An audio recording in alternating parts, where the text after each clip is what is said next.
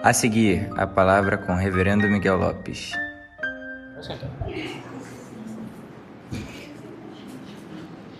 Bom dia, irmãos. Graça e paz. Tudo bem com vocês? Amém. Já deu bom dia ao seu irmão do lado?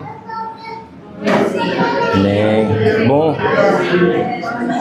Isso aí, glória a Deus.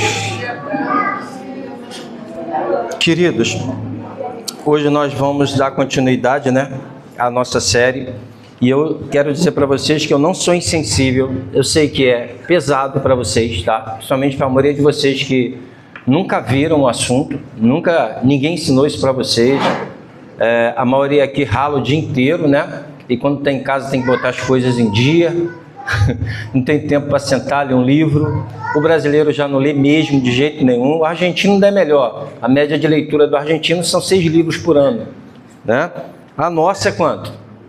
Triste, Triste demais. Se botar um no ano, e cada ano que passa é um ano perdido, Então a gente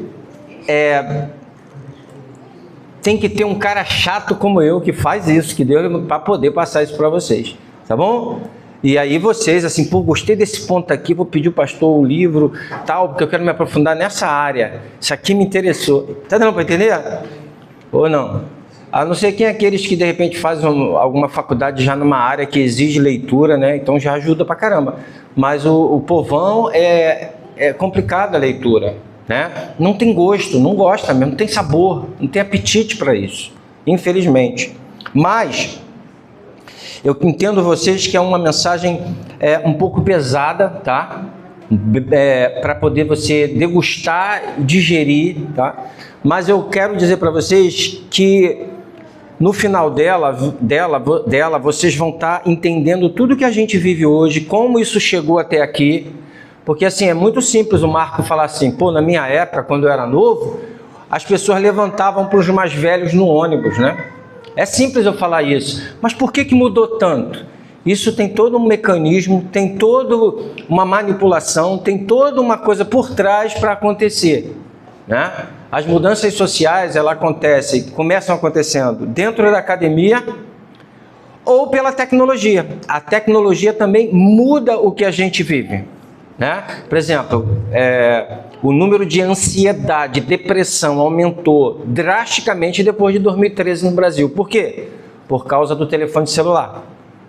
Os adolescentes hoje estão, a maioria, deprimidos, ansiosos, mimados, não aguentam uma corrida, um tiro de 100 metros mais. Por quê? É uma geração dopaminérgica. Isso é ciência, tá, gente? Não é o que eu estou falando porque eu sou mais velho e agora. Eles precisam de dopamina o tempo todo, estímulos, e isso Rios dá, tá? Toda hora isso me dá, vários cenários. Aí eu venho para a vida real. Quando eu chego na vida real, é minha mãe me cobrando para lavar o prato. É meu pai me cobrando para estudar. Eu vou para o Rios. O Rios eu estou vendo o mundo ali correndo. E isso é dopaminérgico, isso vai liberando. Então tem um livro até chamado Geração Dopamina, se vocês quiserem ler sobre isso. E tem um outro também, de um ecologista que eu já trouxe aqui. Eu trouxe uma pilha de livros para vocês, hoje eu trouxe só 2. Que ele vai falar que somos a geração ansiosa. Tá? Na curva existe uma linha que a Amazon fez, 2 linhas, Uma é essa questão da palavra coletiva e da palavra racional, o que é racional, ou intelectual. De 1890 até 1980, essas eram as 2 palavras que mais se buscavam nos livros, nas bibliotecas. Isso foi feita uma pesquisa. De 1980 para cá, as 2 palavras que mais se buscou foi individualismo e sentimento. Entendeu? Houve uma inversão para o homem interior. Hoje, o homem agora, a prioridade dele agora é o sentir. E o que vale mais não é se eu tenho uma profissão, se eu sou um engenheiro, um psicólogo, eu me realizei, agora é a partir disso que eu me construo, a partir disso eu me construo profissionalmente, e dou um significado para a vida. Não. A inversão fez com que agora o que eu sinto dê significado para a minha vida. Importa o que eu sinto. É que os pensadores chamam de o self, né? O self em determinado momento era uma coisa, o eu, e agora a construção do eu é interiorizada, psicologizada, emotivada, né? E isso está criando uma sociedade muito complicada, né? Por que eu estou falando isso? Porque a gente precisa entender que há um processo em todo esse trâmite para a gente chegar até aqui, né? Eu trouxe alguns escritores aqui, o Carl Trueman, que é um presbiteriano, ele trabalha nessa área também, o livro dele é maravilhoso. Agora tem um livrinho aqui de filosofia, ó, Filosofia de Secos e Molhados, é para criança, uma linguagem bem tranquila, linguagem de parça, como eles chamam, né? Muito facinho de entender, né? Eu acho interessante. Então vamos abrir, por favor, a palavra do Senhor em Isaías 49. Eu vou mais bater um papo com vocês hoje para a gente fazer uma recapitulação. Isaías 49. Escutem, terras do mar, e vocês, povos de longe, prestem atenção. O Senhor me chamou desde o meu nascimento, desde o ventre de minha mãe, fez menção do meu nome. Ele fez a minha boca como uma espada aguda na sombra da sua mão. Me escondeu. Ele fez de mim uma flecha polida e me guardou na sua aljava. E me disse: você é meu servo, você é Israel, por meio de quem hei de ser glorificado. Mas eu disse: tenho trabalhado em vão, gastei minhas forças por nada e à toa. Todavia o meu direito está diante do Senhor e a minha recompensa está diante do Senhor. Aqui a gente vê claramente que Isaías está dizendo que ele foi chamado ainda no ventre da mãe dele, tá? E para ser o quê? Um arauto, para ser um pregador. E a gente observa que há uma essência no ser humano, não é verdade? A gente vai ver porque, depois eu vou explicar porque eu estou falando isso. Há uma essência no ser humano, não é? Ou não? Há uma essência. Nós fomos criados com propósito, fomos chamados com propósito. Deus tem um propósito na nossa vida, ou não? Abre Jeremias 1,5. Jeremias 1,5. Ele vai dizer: antes de formá-lo no ventre materno, olha, não tinha osso, não tinha nada. Antes de formá-lo no ventre materno, eu já o conhecia. E antes de você nascer, eu o consagrei e constituí profeta às nações. Aqui Deus quis revelar para esses homens, aqui a gente vai ver mais, o propósito e a chamada deles. Mas Deus, quando cria, tem como o propósito. A palavra do Senhor diz no provérbio que ele fez tanto pobre quanto rico. Não é isso que ele diz? Então Deus tem propósitos. No tabuleiro da vida, Deus coloca as peças conforme ele quer, mesmo que a gente não entenda. Então assim, eu queria ficar com esses dois textos, a gente vai caminhar agora e depois eu volto aqui a mais um. Senhor, nós queremos nessa manhã te glorificar e te bendizer, porque, Pai, em toda a história, desde que Cristo ressuscitou até antes, a filosofia, as vãs filosofias, elas têm sido levantadas contra o Senhor, contra a tua verdade, contra o Evangelho. E o Senhor tem levantado homens, Pai, como Irineu de Lyon, como tantos outros, Pai, como Tomás de Aquino na Idade Média, Senhor, e tantos outros, Agostinho, para refutar essas ideias que são contagiosas na humanidade. Mas muitas vezes, Pai, não é abrangente, porque o Senhor sabe que o coração é duro, o Senhor sabe que se o Senhor não se revelar, o homem continua rebelde. Mas nós sabemos, Pai querido, em nome de Jesus Cristo, que a Tua palavra, Deus, ela não é como a filosofia. A filosofia passa, outra escola entra, mas a Tua palavra permanece para sempre, Pai. Ela é eterna e é com ela, Deus amado, a nossa espada, o nosso escudo, que nós combatemos essas heresias, Senhor. Dá-nos capacidade de raciocínio, ligeireza de pensamento, que possamos concatenar as ideias, arrumar as ideias. Abre o coração do teu povo para que eles possam entender que eles não chegaram aqui, Senhor amado, de maneira espontânea, vivendo nesse momento, esse geist, esse espírito do momento. Senhor, teve toda uma construção, todo um construto nisso tudo. Por isso, fala conosco, em nome de Jesus, Pai. Amém. Eu vou fazer aqui rapidamente uma recapitulação, tá? Que a gente não se perder. Nós vimos no início o Renascimento, não é isso?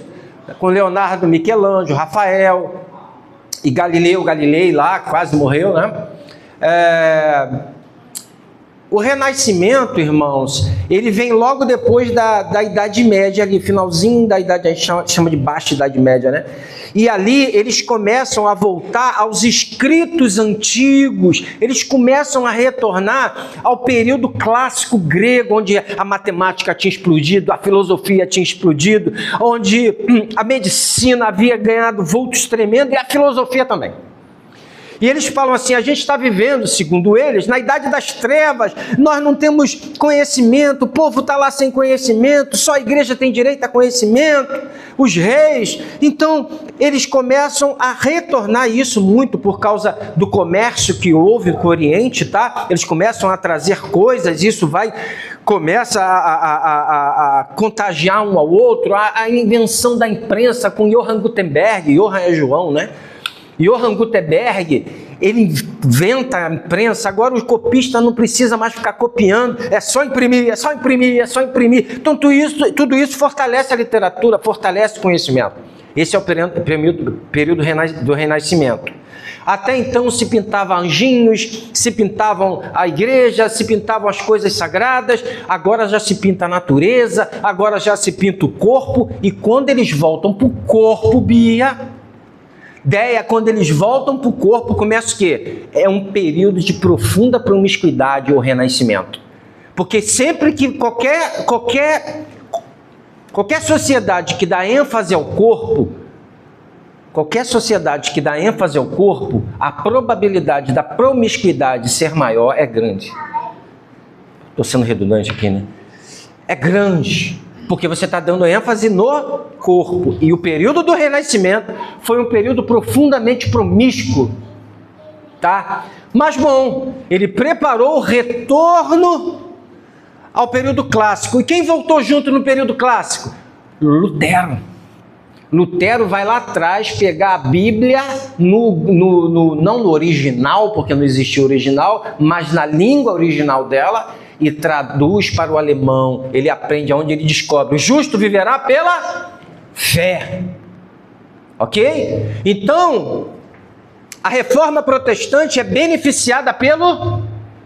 Deixa eu te falar uma coisa, irmãos. Deus sempre vai usar todas as coisas. Todas as coisas cooperam para o bem daqueles que amam.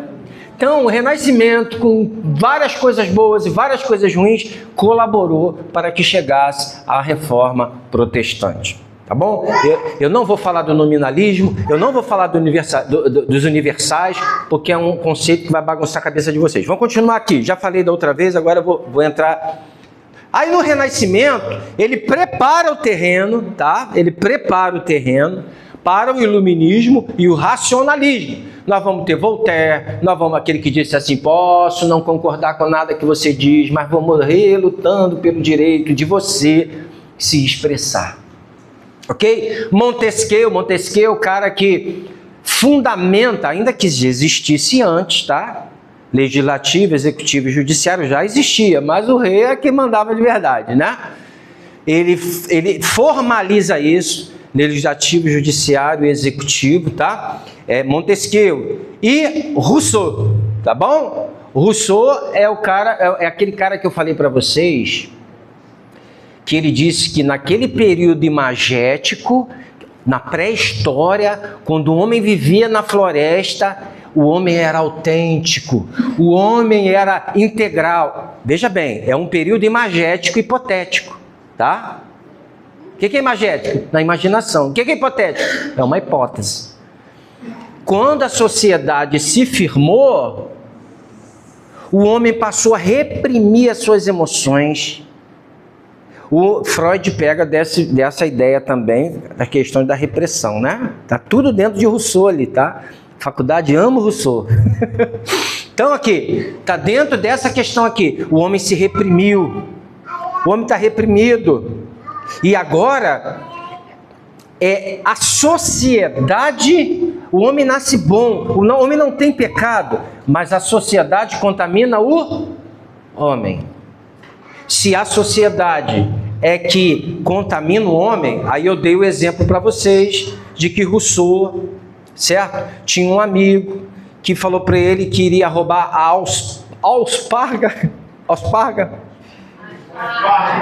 aspargos, né? Aspargos, nome bandido. Aspargos, né? Da vizinha. E ele falou, para quê? Não, vamos, da vizinha não, da própria mãe. Vamos roubar da minha mãe que eu preciso de dinheiro. Vai lá Rousseau e ajuda a roubar. Aí o Rousseau usa essa ideia para dizer, tá vendo como é que o homem é influenciado pela sociedade? É a sociedade que corrompe o homem? Só que Agostinho, no século V, já tinha dito que eu tinha uns amigos e a gente passou num terreno que tinha pera.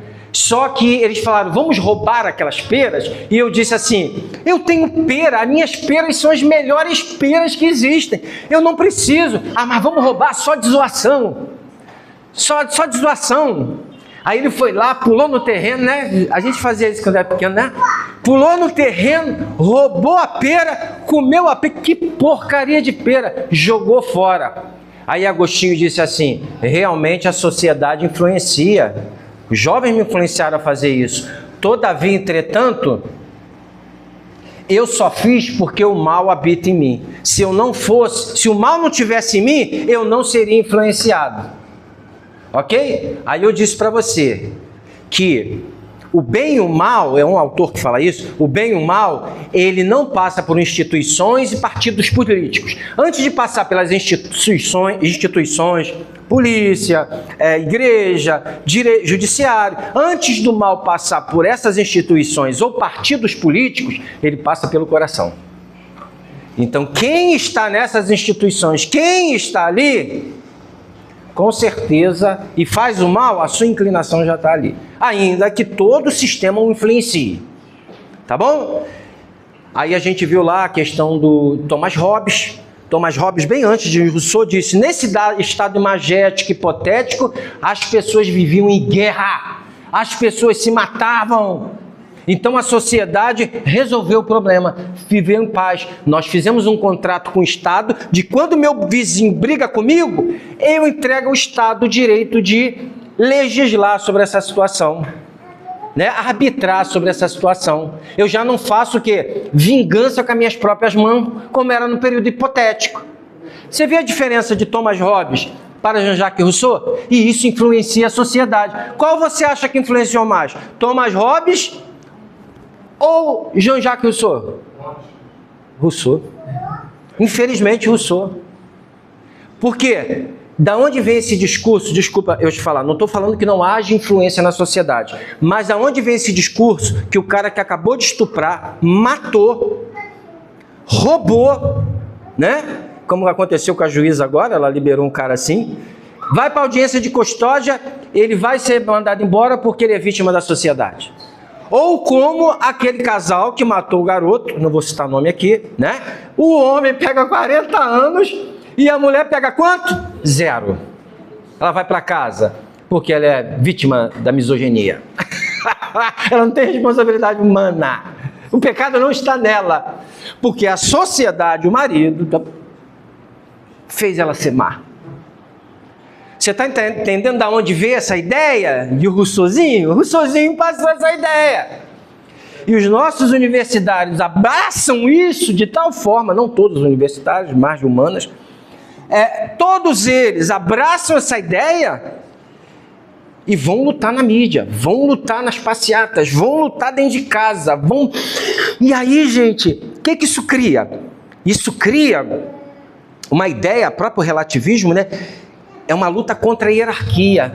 Meu pai não pode mandar na minha mãe, não pode mandar em mim. Então agora eu não aceito ordem de ninguém. Não existe sociedade que não haja responsáveis por área. Eu não posso chegar ali onde está a Lili agora e sair metendo a mão. Vocês podem. Ela vai dizer, não, não pode. Por quê? Porque tem uma hierarquia. Ainda que você não queira chamar de hierarquia. Mas existe uma hierarquia. A gente precisa entender que a hierarquia está dentro de casa, que a hierarquia está dentro do futebol, a hierarquia está dentro das empresas. Senão, se cada um faz o que quer, a gente cai em Juízes. O que os Juízes falam? Todos faziam o que queriam. E essa ideia vem, aí tu vê o jovem revoltado, bate de frente com a polícia, bate de frente com o pai, eu não aceito ordem, eu sou... Pelo amor de Deus, a palavra do Senhor diz para honrar os mais velhos. A palavra do Senhor diz para honrar os mais velhos. Existe um ditado que diz, o Oriente cuida dos seus velhos, o Ocidente, ele... Como é que é o nome, a palavra certa?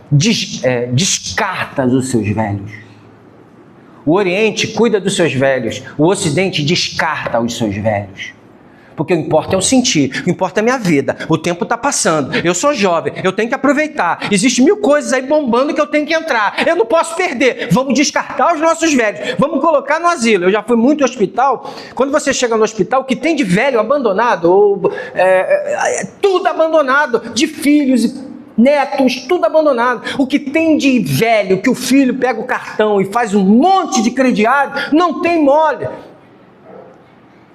Pega o cartão, vai lá, passa. Eu tinha a dona Lídia aqui na igreja, a nora dela, eu fui no banco com ela, não sei com quem na época. Como te empréstimo na conta da dona Lídia por causa da nora? Velho no Ocidente é sinônimo de trouxa, de bobo, que vai... Não, ele tem que ser cuidado, ele tem que ser honrado. Hoje, infelizmente, qual é o nome do Estatuto do Idoso? O que é mais defendido, o Estatuto do Idoso ou o Estatuto do Bandido? A gente tem que valorizar os nossos idosos, eles não são valorizados. O motorista quase cospe ele do ônibus quando vai entrar, se demora um pouquinho.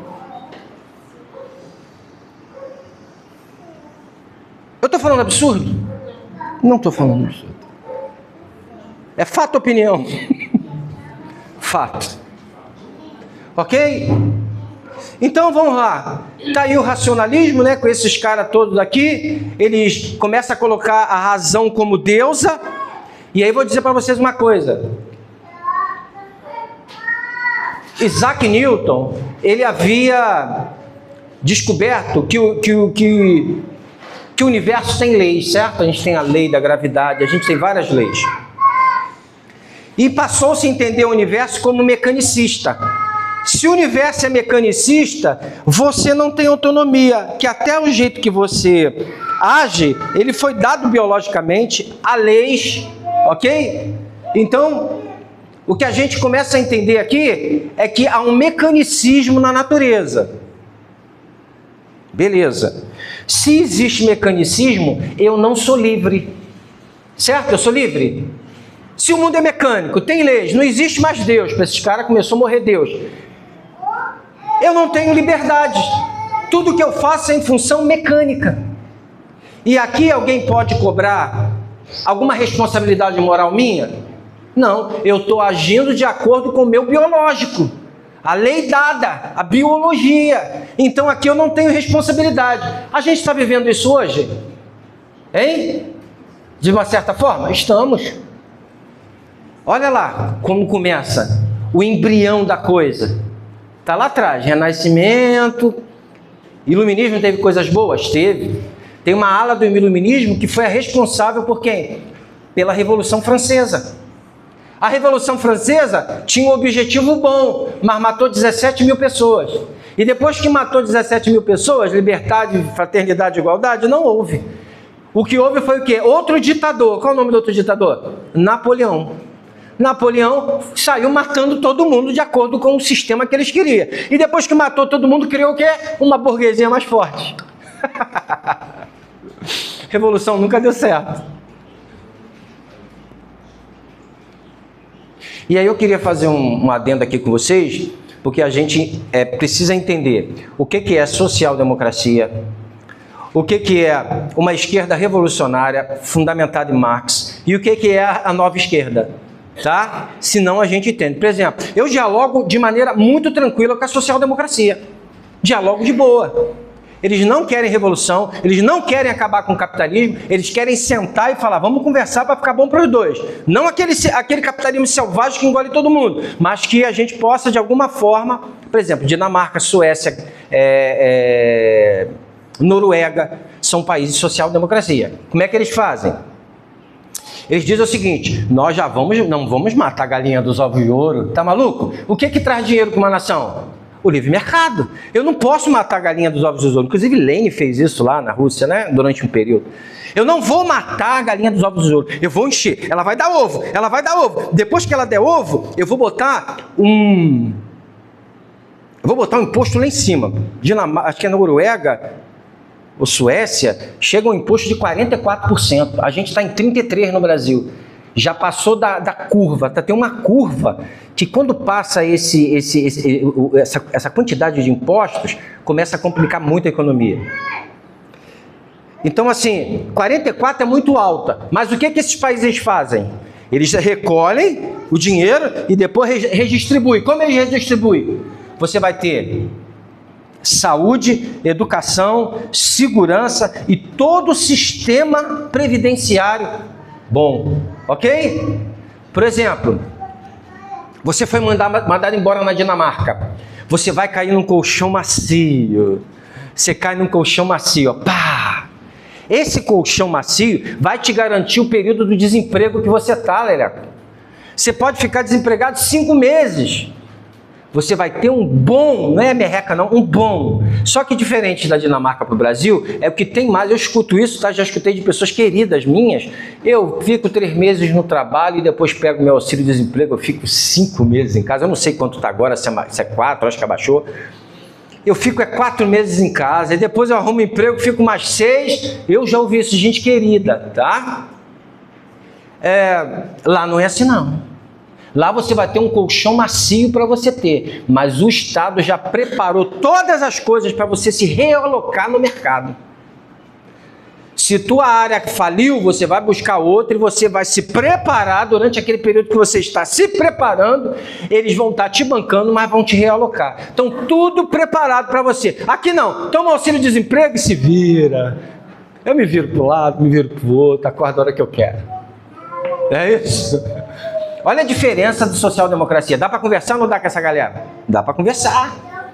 Só que aí, infelizmente, a social-democracia abandonou a esquerda revolucionária. Ok? E disseram que isso nunca deu certo. Porque o marxismo faliu. Por que o marxismo faliu? Porque ele dizia o seguinte, que esse negócio de burguês ficar rico e o pobre trabalhando igual um desgraçado, isso implode em algum momento. Ok? Implode em algum momento. Só que não implodiu. Essa coisa do burguês ter os meios de produção e o trabalhador trabalhar, criou uma outra classe. A classe média e a classe alta. E a mobilidade social, porque eles não esperavam que o futebol se tornasse um produto e pegasse um cara que não sabe falar nós vai, nós vem e ficasse milionário. Nem que o cara que cantasse o pagode fosse ficar rico. Nem que o cara que vende seguro conseguisse uma proeminência na vida. Nem que o cara que começasse a... Eles não esperavam essa classe. E isso arrebentou o marxismo. Ok? E aí, beleza, vai ter um monte de gente aí proliferando os princípios dele, mas faliu. Em 1989 acabou tudo.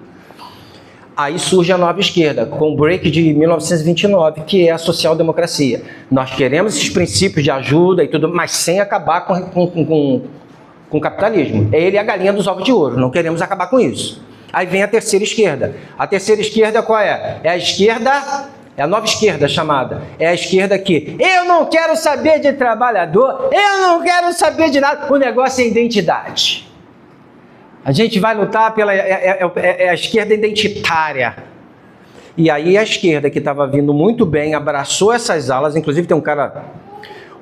A galera que é de esquerda raiz, eles batem de frente nisso. Porque vocês, ao invés de estar procurando o trabalhador, vocês estão lutando contra o quê? Contra nada.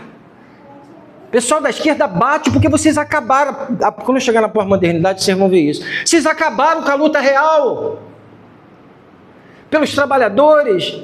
Dignidade, vocês agora estão pensando em quê? Se o cara sente que é uma abóbora, se o cara sente que aos 50 anos agora ele tem que voltar à fase materna e se doar para a adoção e botar uma peruca de menina, você já viu esse cara? E agora ele diz, eu sou uma criança e eu preciso, porque o que eu sinto é que eu não fui amado na infância, eu preciso retornar à minha infância, botar uma peruca, sentar num carrinho de bebê e ser adotado por uma família. Vocês estão lutando por isso, seus idiotas? Essa é a nova esquerda. Então, quando a gente não faz essa diferença, o que é uma esquerda econômica, com ideias econômicas, e uma esquerda identitária, ou uma esquerda revolucionária, o que isso, ainda tem uma outra esquerda, né? Que é a socialista democrata. Essa quer que existe a democracia, mas em algum momento o governo tem que implodir. Tem que ser social mesmo, entendeu? A democracia vai acontecer, mas o governo tem que sair. Então essa ainda nutre uma coisinha do Marx lá, né? Da Revolução. Mas a que realmente ganhou força no mundo é a social-democracia. Infelizmente, a social-democracia começou a abraçar as pautas identitárias, por causa de Soros e Larry Fink, né? Muito dinheiro em cima, e aí a gente está com essa doença aí hoje, né? Bem, por que eu falei isso? Porque eu preciso passar para o próximo momento. Romantismo, idealismo alemão. O idealismo alemão começa ali com Kant respondendo uma pergunta. Qual é a pergunta?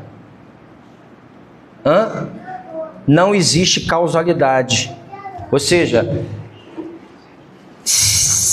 essa água aqui cai no copo, né? E aí a gente vai buscar uma causalidade. E aí o Hume vai dizer, não existe causalidade. O que existe é um hábito.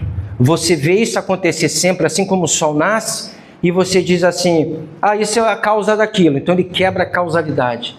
E aí entra Kant dizendo, não, na nossa mente há espaço, tempo, e a partir desse espelho da mente, a gente começa a enxergar a realidade. E a gente não enxerga a realidade como um todo. A gente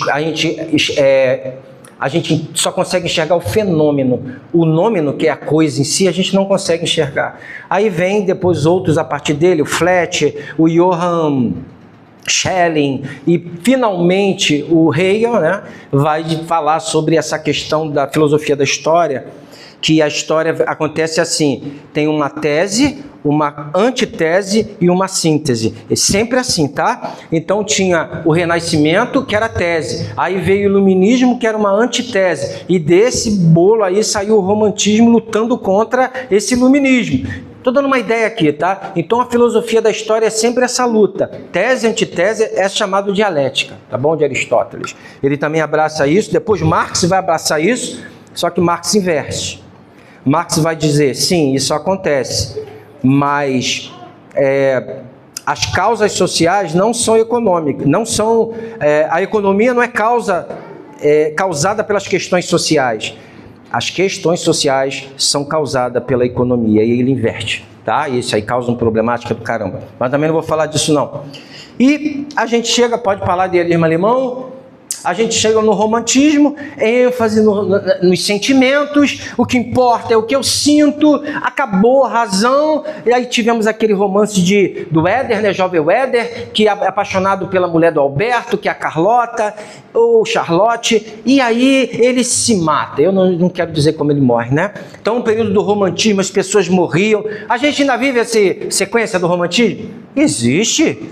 Você não namora pela razão, namora. Você quando encontra um varão, ou uma varoa, você olha e fala assim, esse cara tem caráter, é um homem de Deus, olha, o cara tem projeto de vida. Não, você namora porque você sente a química, e isso tudo fica de lado. Aí o cara no namoro é uma maravilha, ou a mulher também. Aí quando junta as duas escovas de dente da Oral-B, né? Vê que não é nada daquilo. Porque o período que era para você conhecer a pessoa, tu estava conhecendo outras coisas. E não a pessoa. E aí você vai para um casamento, eu também já tive meus problemas nessa área, tá? Hoje, se eu falo minha esposa hoje falecer, Deus o livre e guarda, eu acho que eu fico solteiro pro resto da vida. Porque meu sarrafo está muito alto. Entendeu? Eu acho que eu fico solteiro pro resto da vida. Eu estou falando isso de maneira hipotética, tá? Porque na hora da carência a gente dança até um frevo, não é verdade? Por quê? Porque eu não sei, é difícil, né? Porque, pô, arrumar problema é complicado. Tem homem que tá solteiro, tá com problema, aí depois que casa, meu Deus, o que eu arrumei? Vai, segura, Adão. Né? Então, eu seria assim, eu tô falando de mim, tá? Mas eu não sei o que aconteceria na prática, tá? Então, vamos lá.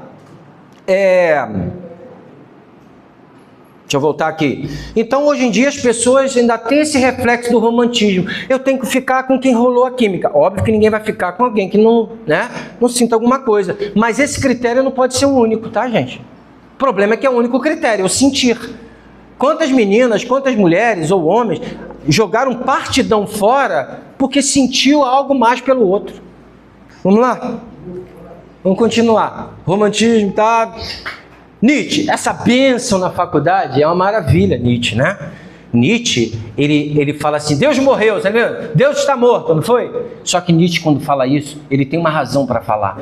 A sociedade iluminista tinha abandonado Deus, não estava nem aí para Deus, mas estava vivendo os valores cristãos.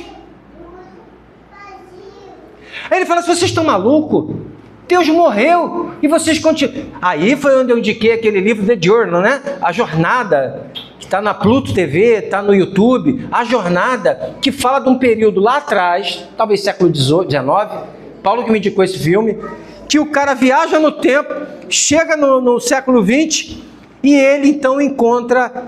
porque a grande guerra lá atrás é assim, vamos parar de falar que Jesus falou que é proibido matar, tira esse negócio que a palavra de Deus diz, não, bota Deus não, só fala que é proibido matar, que é proibido roubar. Aí ele fala, se tirar Deus desse negócio, vai perder a força. Aí ele vai para o futuro. Quando ele chega no futuro, um garoto rouba a bala. Quando ele segura o garoto, ele fala, menino, é proibido roubar. E o menino fala o quê? Quem disse? Ele no futuro viu que tinham desconstruído a transcendência, né, moral.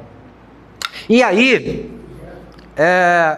dentro desse é isso aí, The Journey, né, a jornada, muito bom. Dentro dessa visão, Nietzsche fala, Deus morreu. Ele fala até de um maluco que começa, onde está Deus? Onde está Deus? Né? E ninguém encontra Deus. Só que ele fala assim, vocês têm que fazer o seguinte, vocês abandonaram Deus, vocês têm que abandonar os valores cristãos, porque perdão é um valor cristão, amar é um valor cristão, perdoar, né, é um valor cristão. Joga isso fora, se desconstrói, acaba com isso. Esquece o que teu pai ensinou, esquece o que tua mãe ensinou, esquece o que a Bíblia te ensina, esquece o que a religião ensina, tira tudo isso e joga fora. Eu me lembro de um rapaz que falava assim para mim quando me via, eu preciso saber quem eu sou. Por que tu não sabe quem você é? Não, eu sou o que meus pais me passaram, eu sou o que a religião falou que eu era, eu tinha que jogar isso tudo fora para saber quem eu sou. Desconstruído Descartes, penso logo existo. Ok? Mas beleza. Aí ele vai dizer o quê? Joga tudo isso fora. E agora? Você entrou no niilismo. Niilismo para Nietzsche não é nada. Niilismo para Nietzsche é o momento que você se despiu dos seus valores. Jogou fora o que os teus pais te ensinaram. Jogou fora o que a Bíblia fala, o que a sociedade colocou em você. Você fica pelado em termos de valores. Será que a gente está vivendo isso, gente? Aqueles valores que os nossos pais nos ensinam, aí o filho está falando assim, é outro tempo, chega, acabou, não é mais isso, isso é outro tempo, né? A gente está vivendo esses valores. Olha as influências. Nietzsche fala, desconstrói tudo, acabou. No niilismo, você não é nada, agora você vai construir quem é o João. Isso é Kant, tá? Kant fala assim, descubra um universal, descubra um valor para você, um imperativo categórico que seja universal. Por exemplo, matar é errado. É universal? É. Eu não sei como é que eles descobrem esses valores sozinhos, que a maioria cai sempre na Bíblia, porque a lei de Deus está dentro da gente, ainda que embotado por causa do pecado. Mas eu não sei como eles descobrem um valor novo. Mas vamos lá. Se desconstrói. Aí o jovem, quando se desconstrói aqui, que ele perdeu os valores, ele torna a fluidez sexual.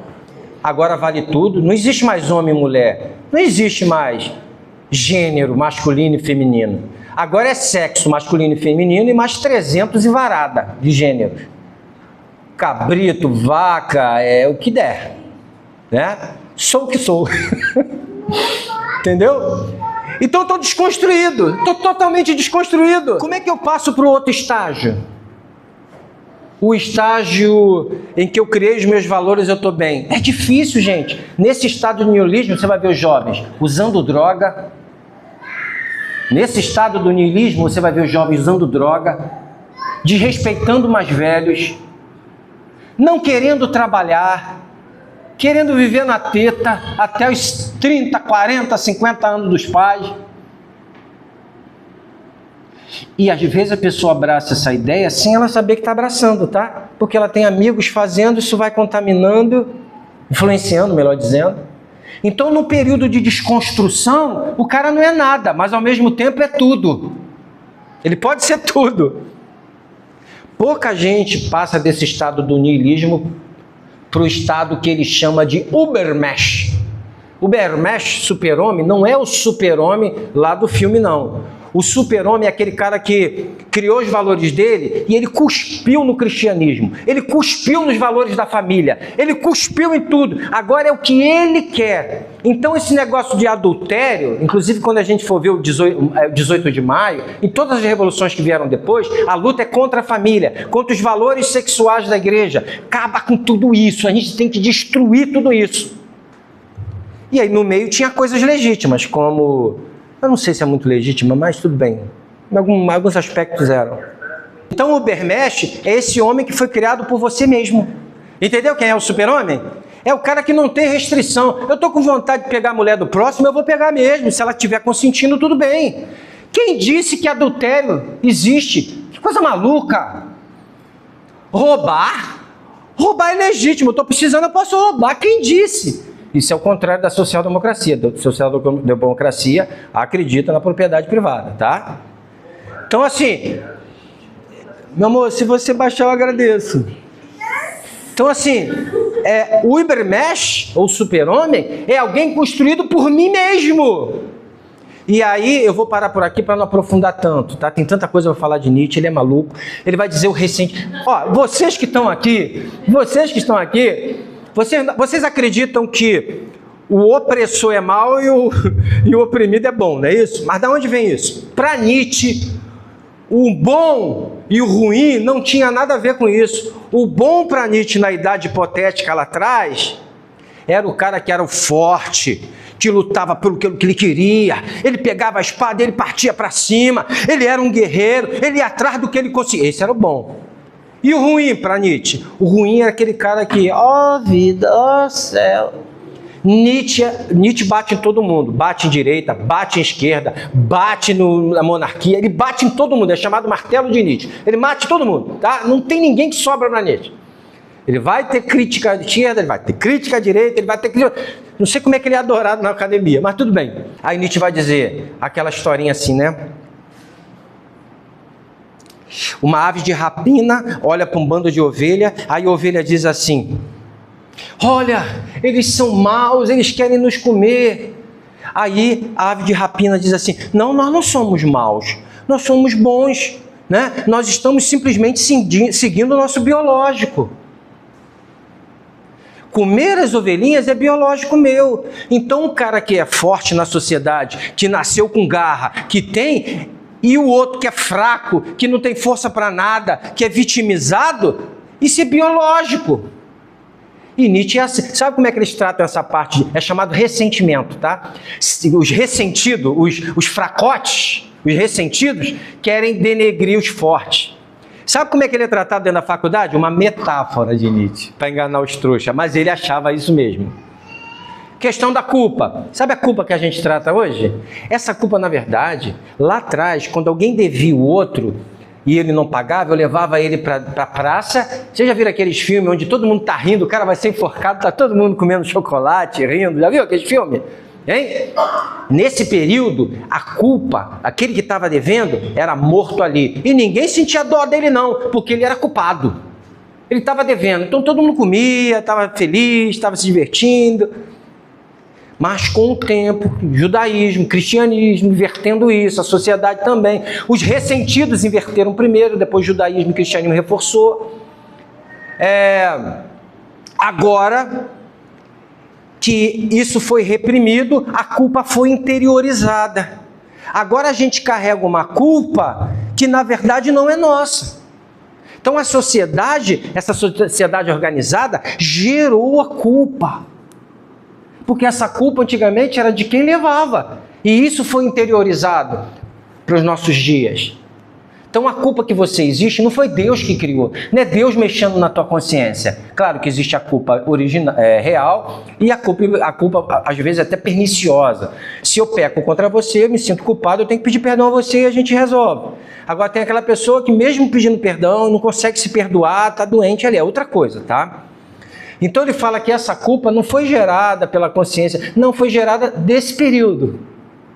Então os ressentidos, a culpa, o Ubermensch, que é criar esse homem que, guerreiro, larga, vamos voltar, tem que tirar essa religião, tirar cristiano. Ele apequenou a humanidade, os guerreiros que nascem fortes para conquistar e passar, ele foi freado pelos maus, por esses ruins, esses fracos, essas vítimas.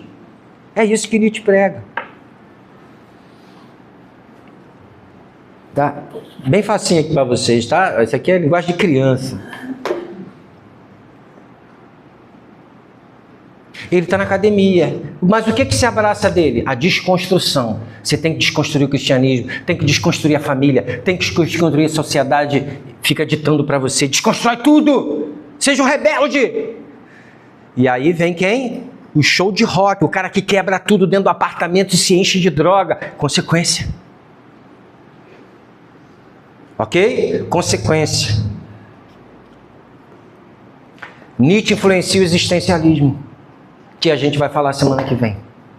Eu pensei em terminar semana que vem, eu ia entrar no existencialismo hoje, no estruturalismo, e em maio de 68, que foi a Revolução dos Jovens.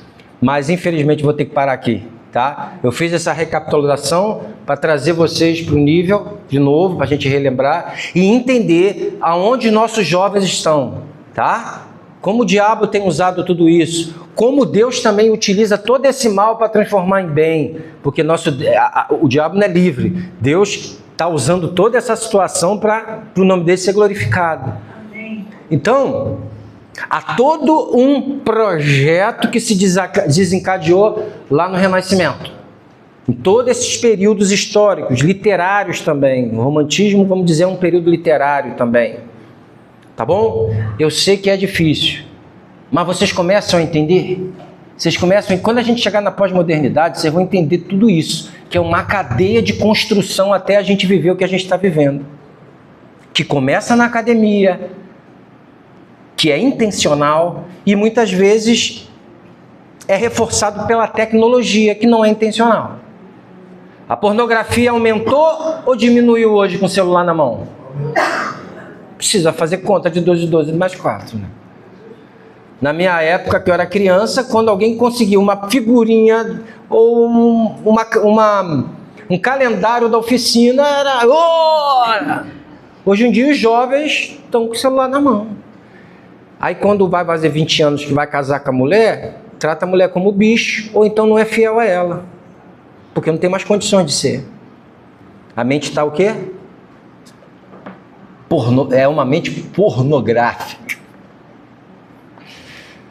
Ok? Vamos orar? Eu queria falar mais sobre isso, mas eu volto com esses textos semana que vem. 1 hora para a gente é muito pouco, né? Mas eu falaria disso aqui 3 semanas direto, 4 horas por cada uma, daria para a gente terminar bem. Estou passando muito por cima com vocês. Senhor, que nós possamos a cada dia mais entender como tudo isso, Deus amado, se desencadeou.